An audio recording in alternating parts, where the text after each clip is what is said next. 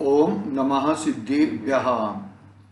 नमो अरिहन्ताणं, नमो सिद्धाणं, नमो आयर्याणं, नमो उवज्जायाणं, नमो लोये सौरसाहुणं।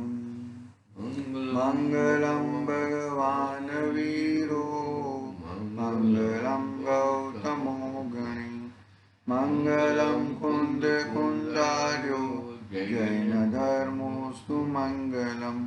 सर्वमङ्गलमङ्गलं सर्वकल्याणकारकं, प्रदानं सर्वधर्माणां, जैनं जयतु शासनं, जैनं जयतु शासनं। नमः श्रीवर्धमानाय निर्दोष्मकलिलात्मने, सालोकानं त्रिलोकानं विद्यादर्पणायते। चेतिले चेतन चेत्या विना केम चालसे।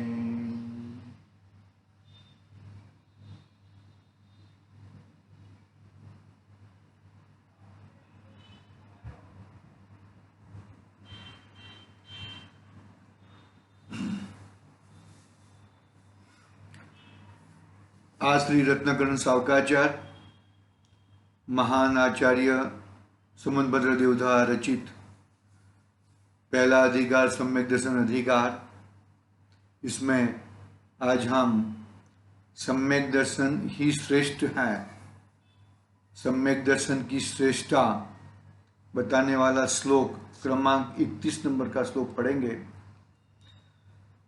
अपनी बहुत बातें हुई हैं किस प्रकार से सम्यक दर्शन होता है। पांच लब्धि कही ना, 5 लब्धि के अनुसार सम्यक दर्शन की प्राप्ति होती है। मतलब मेन तो आत्मा के अनुभव से ही सम्यक्त्व की प्राप्ति होती है, लेकिन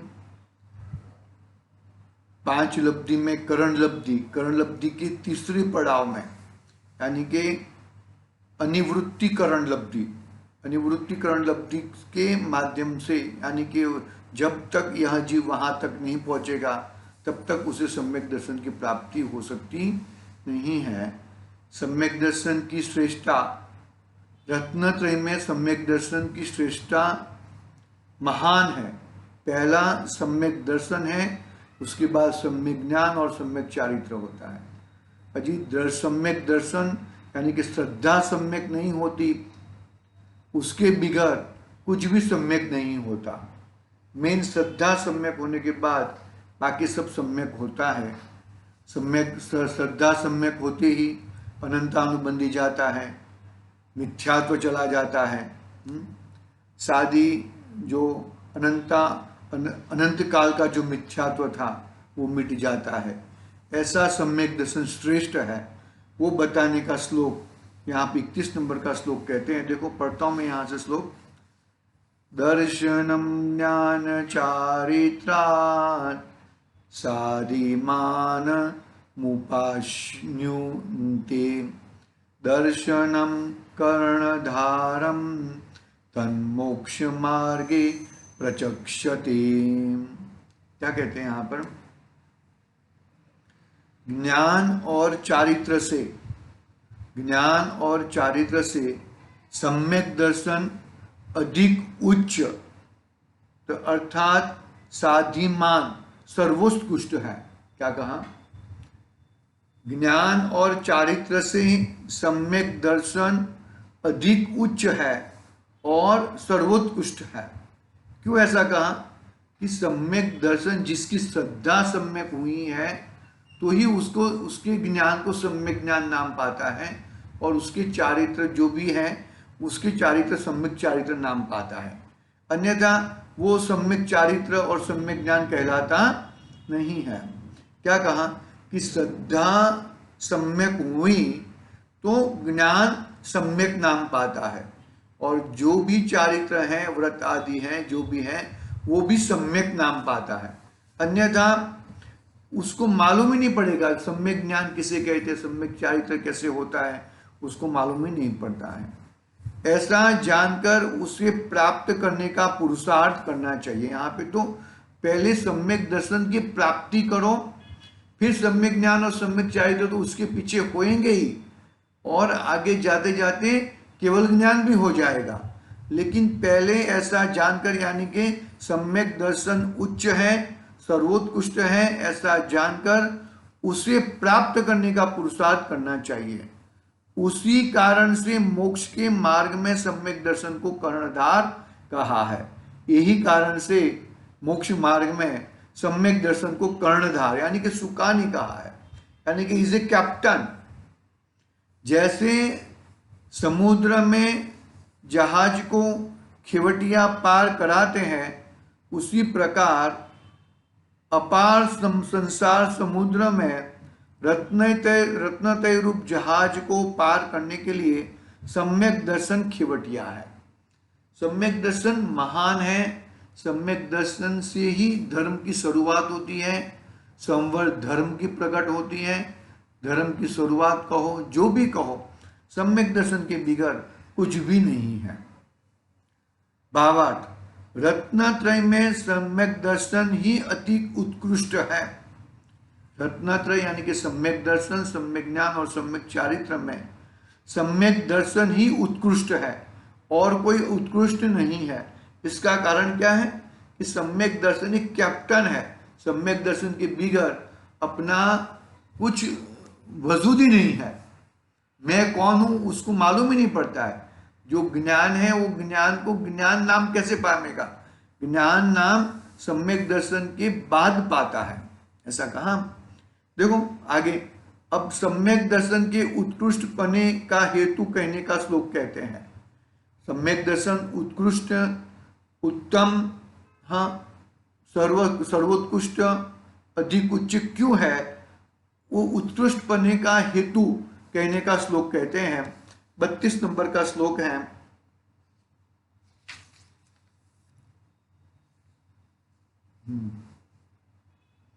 विद्यावृतस्य संभूति स्थिति वृद्धि फलोदया न संस्तयति सम्यक्त्वे बीजाभावे तरोरिव।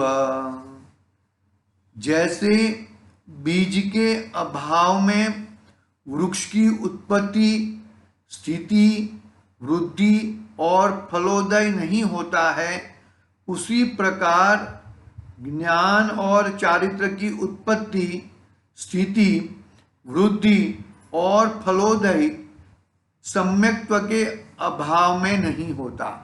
क्या कहा कि बीज है तो वृक्ष होएगा। आम का पेड़ हुआ तो आम का पेड़ कहाँ से हुआ? कि भाई वो गोटी में से हुआ। वो जो रहती थी वो आम का उसमें से पैदा हुआ। तो मतलब क्या हुआ कि जब तक वो गोटी नहीं है तब तक वृक्ष नहीं है।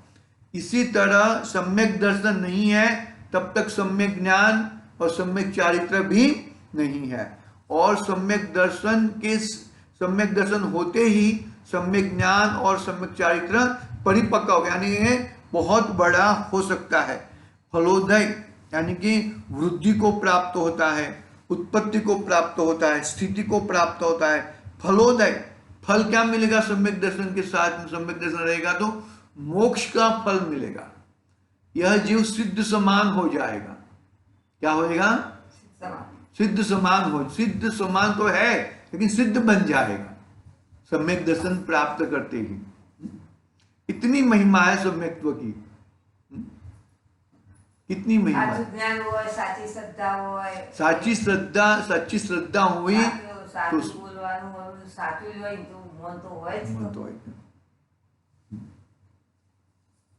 जैसे बीज के अभाव में वृक्ष की उत्पत्ति, स्थिति, वृद्धि और फलोदय नहीं होता। बीज नहीं रहता तो उसका झाड़ कैसे बनेगा? बरोबर है, उसकी उत्पत्ति नहीं होती, स्थिति नहीं होती, वृद्धि नहीं होता, फलोदय भी नहीं देता। उसी प्रकार ज्ञान और चारित्र की उत्पत्ति, स्थिति, वृद्धि और फलोदय सम्यक्त्व के अभाव में नहीं होता। सम्यक्त्व के अभाव में वो चीज होता नहीं है। देखो भावार्थ पढ़ते हैं यहां से, देखो यदि बीज ही नहीं हो तो वृक्ष कैसे उत्पन्न होगा? यदि वृक्ष ही नहीं है तो पैदा हुआ तो स्थिति कैसी होगी, वृद्धि कैसी किसकी होगी, और फल कहाँ लगेंगे? क्या कहा? आम की गोटी हमने बाई, बरोबर है, तो आम की गोटी हमने बोई तो क्या आएगा? नीम का पेड़ तो नहीं आएगा। किसका पेड़ आएगा? आम का ही पेड़ आएगा। आम की गोटी बोने से आम का ही पेड़ आएगा, बरोबर है। तो आम की गोटी में से ही वो आम का पेड़ आया, तो आम की पेड़ की स्थिति होगी, फिर उसके फल, जब तक पेड़ नहीं होएगा तो फल कहां से आएगा? ऐसा सम्यक दर्शन है। सम्यक दर्शन से सम्यक ज्ञान और सम्यक चारित्र, और वो फल क्या देगा? मोक्ष दे देगा, तुम्हारा मोक्ष मार्ग खुल जाएगा, ऐसा कहते। देखो यहां पर यदि बीज ही नहीं हो तो वृक्ष कैसे उत्पन्न होगा, और यदि वृक्ष ही नहीं पैदा हुआ तो स्थिति किसकी होगी, वृद्धि किसकी होगी, फल कहाँ लगेंगे? यदि सम्यक्त्व नहीं हो तो ज्ञान चरित्र भी नहीं होंगे। सम्यक दर्शन के बिगड़ के वो वर के बिगड़ की जान क्या होती है? क्या वर के बिगड़ की जान नहीं होती, उसको तो क्या कहते हैं? ये तो भाई टोड़ा है, ये पब्लिक का 10, 12, 25 लोगों का टोड़ा है। बाकी जो वर रहता है तो ही उसको जान कहते हैं। ऐसे सम्यक दर्शन रहता है तभी उसको सम्यक ज्ञान और सम्यक चारित्र कहते हैं। देखो ज्ञान और चारित्र भी होंगे। सम्यक्त्व के बिना ज्ञान कुज्ञान है और चारित्र कुचारित्र है। सम्यक्त्व के बिना ज्ञान कुज्ञान है और चारित्र कुचारित्र है।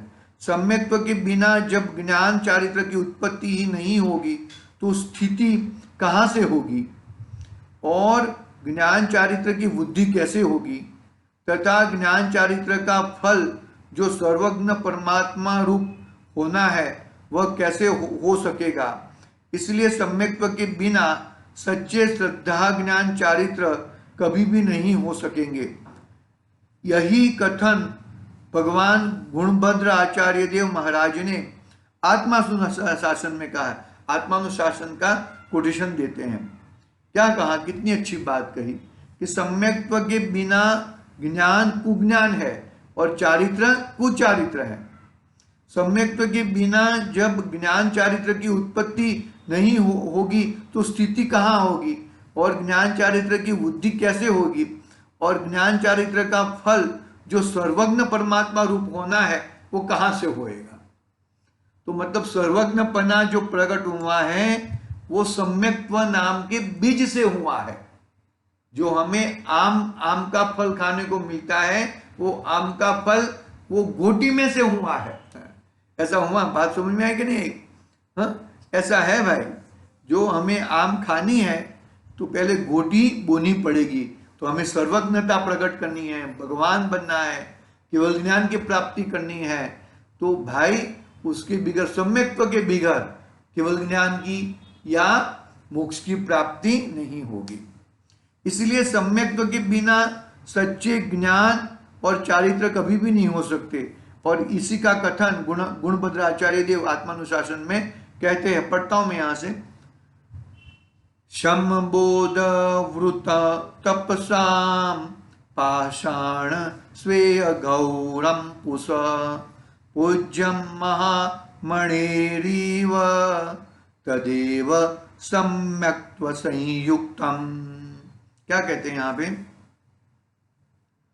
शम अर्थात कषायों की मंदता होना, बोध अर्थात अनेक शास्त्रों का प्रबल ज्ञान होना, व्रत अर्थात 13 प्रकार का दुर्धर चारित्र का पालना, कायरों से नहीं बन सके ऐसा 12 प्रकार का घोर तप, ये चारों ही पुरुष को बड़े भारी है। पुरुष को इतना बड़ा भारीपना पत्थर के भारीपना के समान है। ये चारों शम, भाव, ज्ञान, चारित्र और तप आदि सम्यक्त्व सहित हो तो महान मणि और वो चिंतामणि है उसके समान पूज्य हो जाता है। क्या कहा? 4 शब्द कहे, शम, बोध, फिर चारित्र और तप। शम यानी कि कषाय की मंदता, शम यानी कि कषाय की मंदता, बोध यानी कि सम्यक ज्ञान, और चारित्र यानी कि सम्यक चारित्र, और तप यानी कि 12 प्रकार के तप। यदि ये 4 चीज वो कर रहा है लेकिन उसका क्या है, सम्यक दर्शन नहीं है, तो पत्थर के समान उसको भारी भारी लगेगा। क्या लगेगा?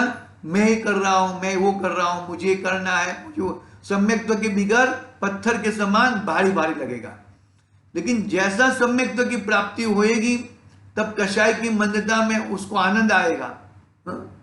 कषाय की कषाय टल जाएगा, सम्यक ज्ञान हो जाएगा, सम्यक चारित्र हो जाएगा, और तप आदि करने में भी उसको क्या कहा, तप आदि सम्यक्त्व सहित हो तो महान मणि जो चिंतामणि है, महान मणि के समान, चिंतामणि के समान वह पूज्य, उसके पूज्य हो जाता है। मतलब कितनी प्रधानता सम्यक्त्व की, कितनी प्रधानता बताई। देखो जगत में अनेक प्रकार के पत्थर भी हैं और मणि भी है, मणि भी पत्थर ही है, और सामान्य रेतीला जाजड़ पत्थर भी पत्थर ही है, परंतु क्रांति चमक उनसे बड़ा बड़ा भेद है। दोनों पत्थर होने पर भी पत्थर समान नहीं है। जाजड़ उदाहरण दिया, सामान्य पत्थर और मणि का पत्थर, तो सामान्य पत्थर तो पत्थर ही है, लेकिन मणि का पत्थर कैसा तेज है, क्रांति है, ऐसा कहा।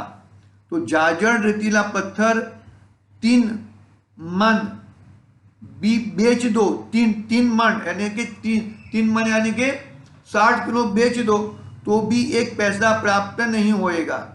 और यदि मणि, पद्मराग मणि, वज्र मणि, माणिक और हीरा, रत्ती यानी कि मासा भी हाथ में आ जाए तो लाखों रुपयों की प्राप्ति हो जाएगी। क्या कहा? सादा पत्थर बेचने से तो कुछ नहीं मिलेगा, लेकिन वो मामूली सा एक चिपिये में पकड़ने में आए, इतना सा भी हम मणि बेचेंगे, हीरा बेचेंगे तो लाखों रुपया आएंगे। उदाहरण दिया है कि एक पत्थर में कितने भेद है।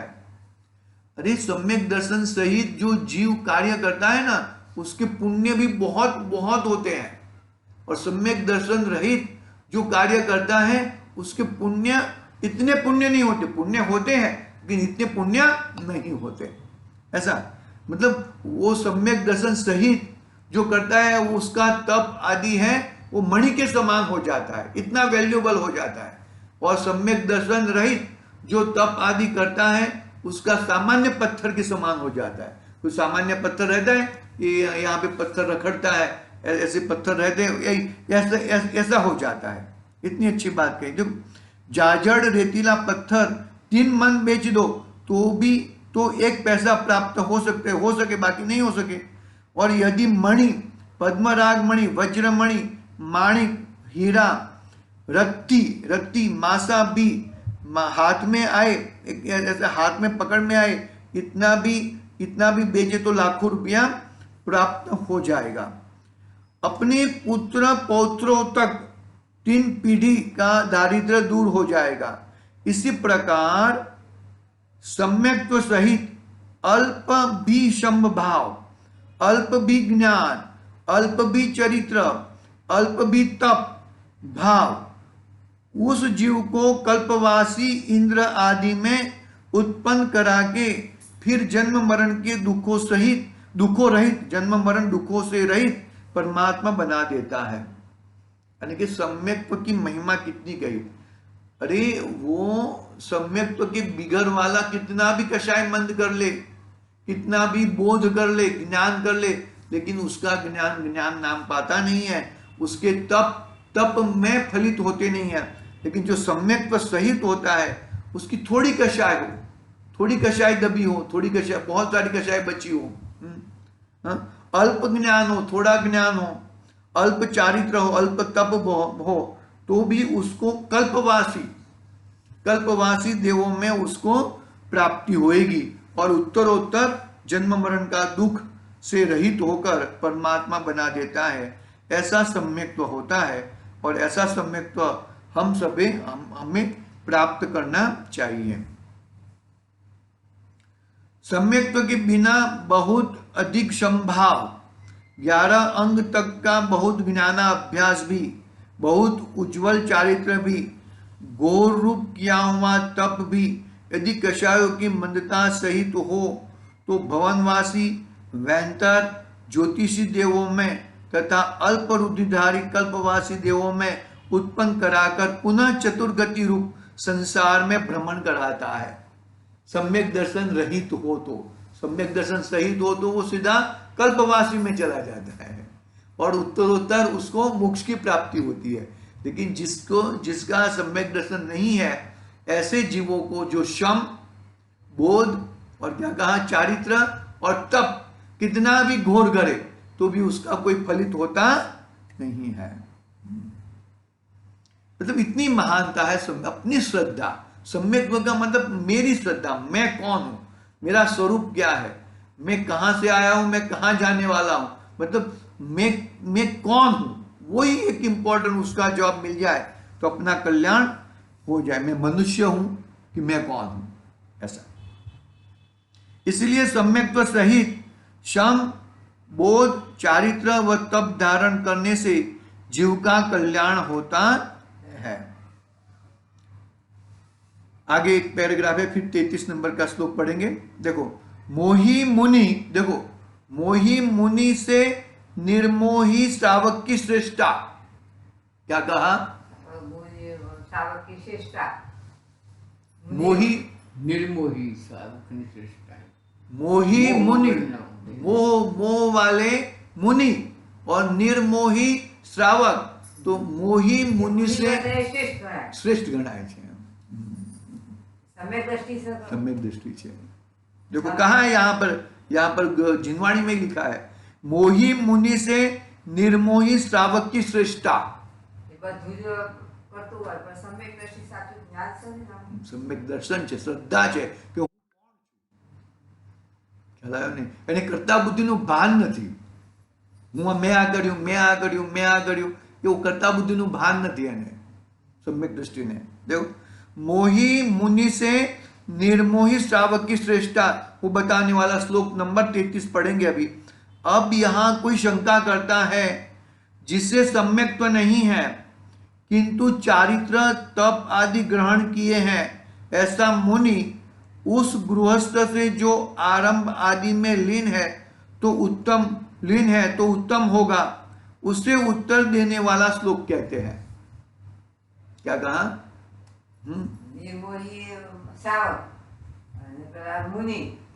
मोही मुनिराज, સાવક શ્રદ્ધા ગુણથી બધા હોય એ સાવક મોટો છે। देखो यहाँ पे पढ़ते हैं, ગૃહસ્થો, હા તો આપણને જ ખબર પડે સમ્યક દર્શન છે કે નહીં, પોતાને બીજાને ખબર ના પડે। સમ્યક દર્શન પોતાનું અંગ છે, પોતાનો શ્રદ્ધા ગુણ છે, પોતાને ખબર પડે, બીજાને ખબર ના પડે કે હું મારી શ્રદ્ધા કઈ તરફ દોડી રહી છે।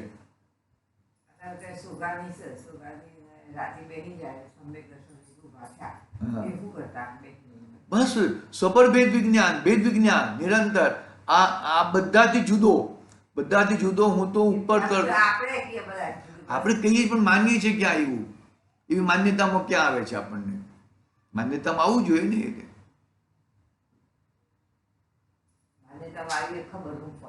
जो खबर पड़े ना, આપણને खबर पड़े, अंदर में खबर पड़े, આપણને ख्याल आए, हमको खुद को ही मालूम पड़ता है और किसको क्या मालूम पड़ेगा?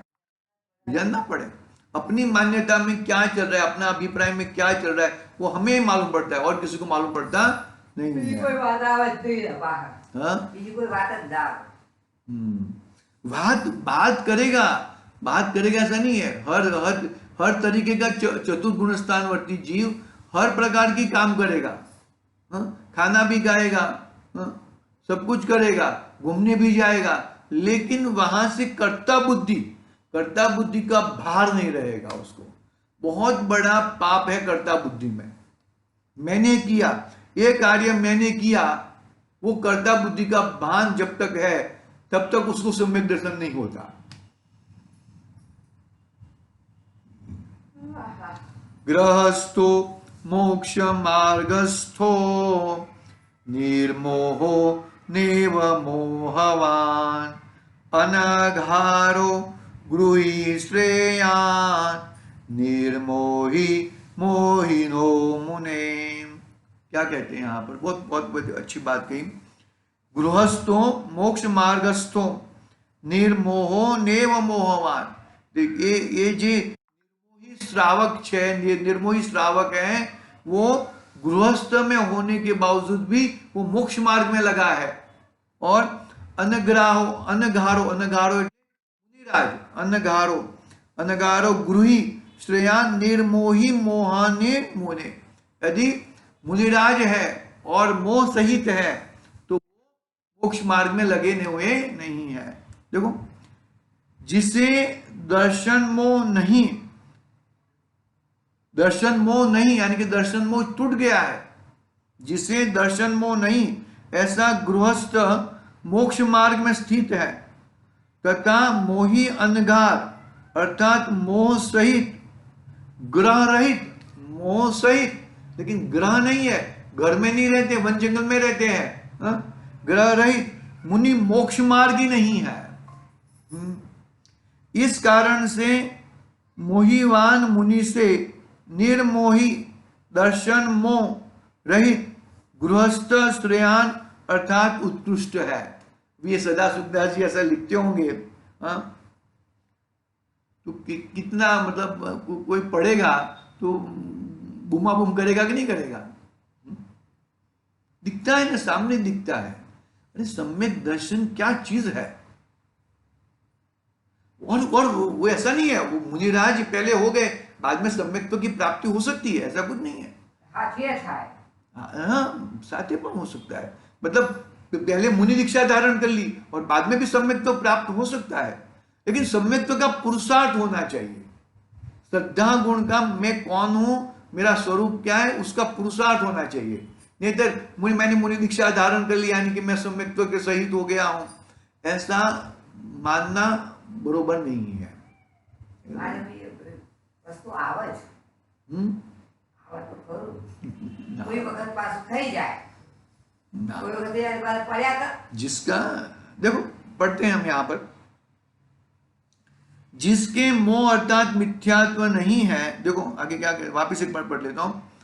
जिसे दर्शन मोह नहीं, ऐसा गृहस्थ मोक्ष मार्ग में स्थित है, मोक्ष मार्ग में स्थित है तथा मोही अनगार अर्थात मोह सहित और ग्रह रहित मुनि मोक्ष मार्ग ही नहीं है।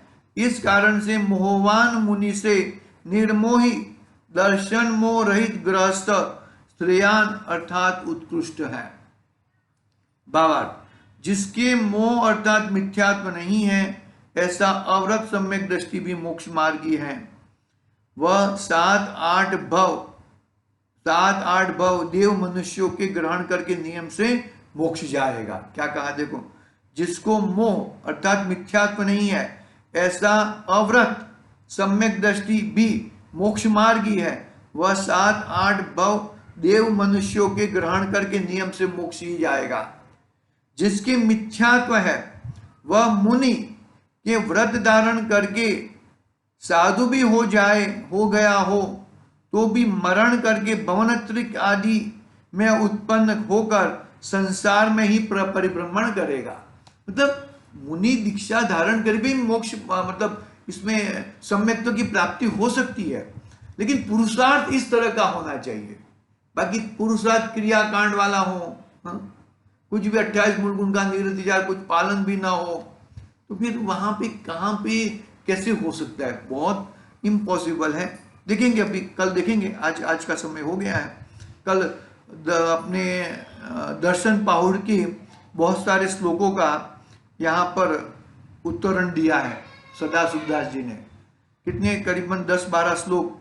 दर्शन पाहुड़, जो अष्टपाहुड़ है ना, अष्टपाहुड़ में दर्शन पाहुड़ करके एक अध्याय है। वो दर्शन पाहुड़ में कुंदकुंद स्वामी के बहुत सारे श्लोक का यहाँ पे सदाशिवदास जी ने कोटेशन दिया है। वो कल पढ़ेंगे, दर्शन पाहुड़ में से ही पढ़ेंगे अपना हरिगीत और देखेंगे। आज के लिए ओम नमः सिद्धि ब्याह।